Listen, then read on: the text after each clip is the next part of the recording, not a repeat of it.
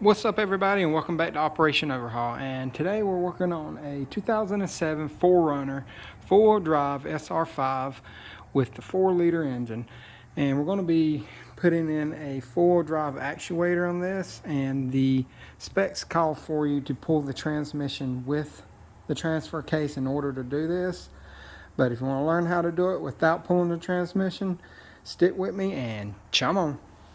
Alright, so here's the transfer case right here, and as you can see, it is not attached to the transmission. We actually can pull it out without taking the transmission out. I am fortunate enough to be able to use this lift right here, but you can still do it with it on the ground. To do this, you just need to jack it up a little bit, enough to where you can let the transmission and transfer case tilt. And I'll show you that it's inside of the car still, the transmission. And as you can see, the transmission is still in the car. And what you'll have to do is lift it up enough to get the mount out of it. And I just got it loose in there right now just to hold the transmission. And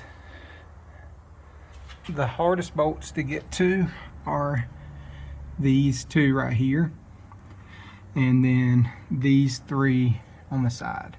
And the reason these are so hard is because they face this way instead of going in directly in the back. And to get this bottom one out, you have to take the mount off. To take the mount off, you're going to have 4 12mm bolts underneath inside the cross member, and then 4 14mm bolts that hold it to the transmission.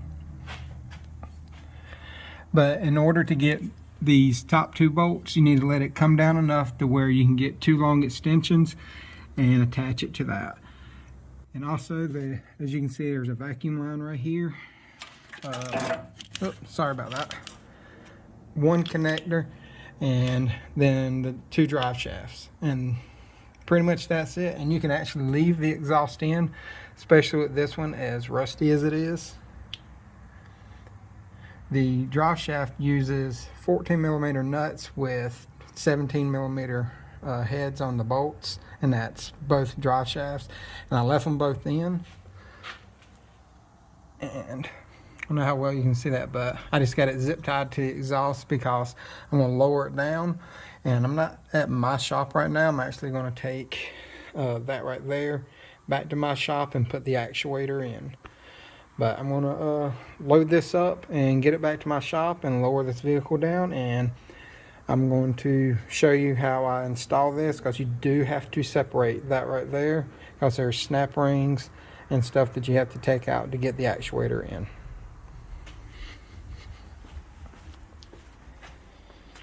But this right here is the new one. There it is right there. And these are shipped in 4-wheel high, I believe. So just keep that in mind. And like I said, I'll get back with you as soon as I get back to the shop and we can tear this thing apart. Alright, so we're back at my shop now, and what we're going to do is we got to pull this nut off right here so we can pull the flange off before we can separate the case. Because this has to come through, because there has a drive gear in here that has the chain around it. And this right here is a 30mm.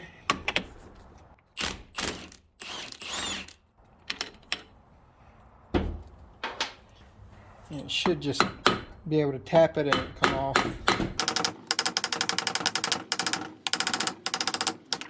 There it goes.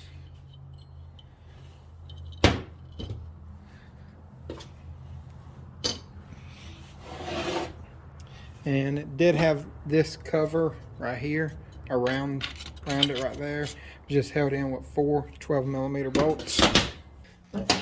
Now we can start taking the outer case bolts off, and there should be 1 2 3 4 5 6 7 8 9 10 12. It's like 12 or 13 of them. I'm just going to break them loose.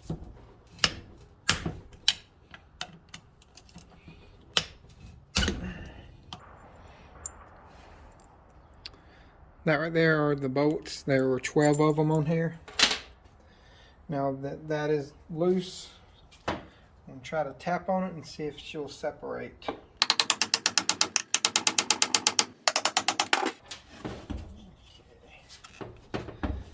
See if we can get a screwdriver in between it.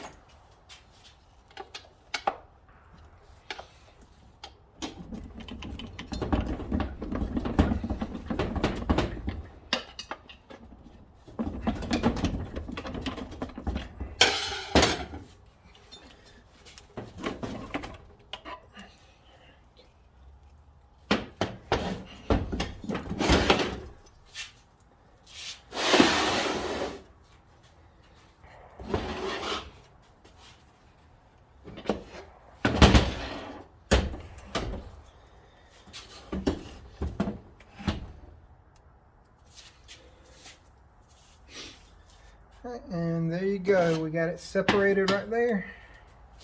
That's what it looks like inside.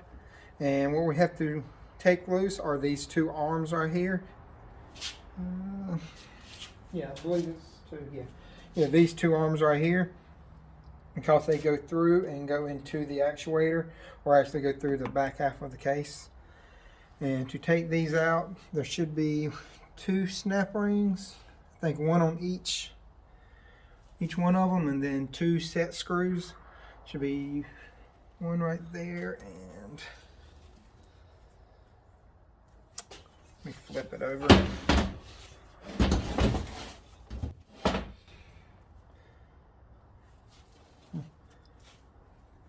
Actually, there's just one set screw. It's just on that first one. And it looks like it's a 12 as well. Yep.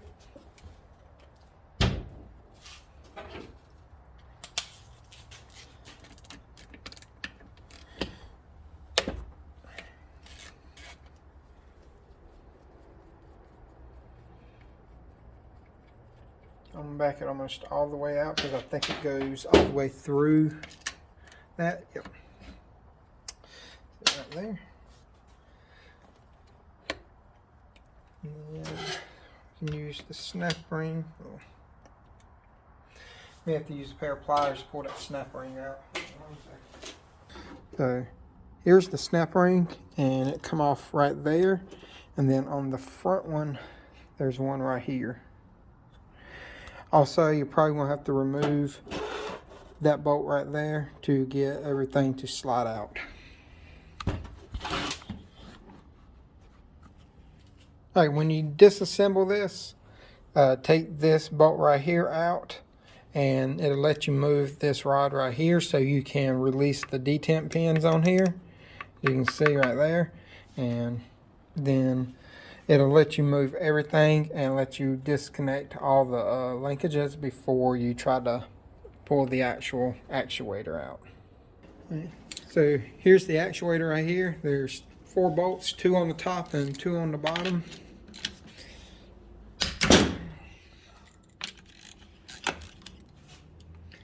And these are rusted pretty good. Actually, it's only 3 bolts. There's 2 on the top and 1 on the bottom. And they are 12 millimeter as well. And that's the bolts right there. Now we should be able to pull this out.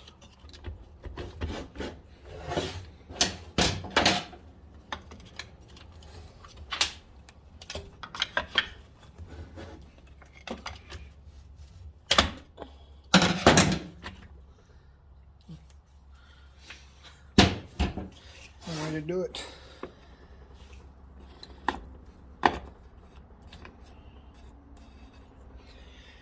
There's one rod. It's separated from the actuator itself. Alright, so we got it back in, and just make sure you realize that it is in 4-wheel drive whenever they ship these. So it will have to sit all the way down, and it should line up with the bolt hole on here once you get it down. I'm going to start that, because it actually threads into the shaft on this. Now we can put this back on. This is the snap ring.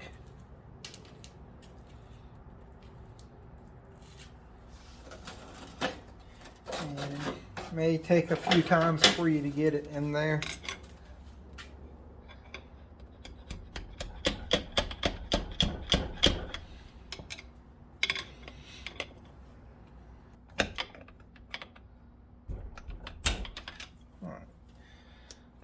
back one right there is on.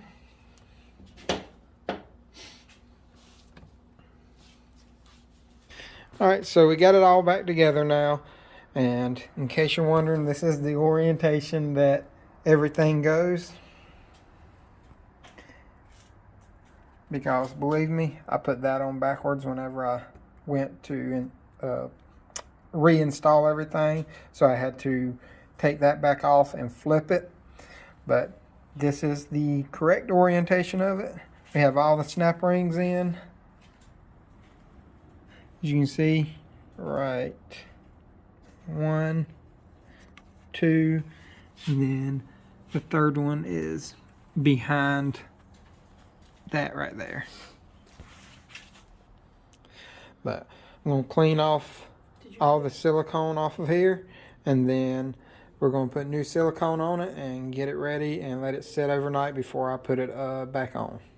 We got all the case bolts back together, and when you're dropping it in, you're going to have to line up the shafts on the actual actuator with 3 holes inside of the lower case right here.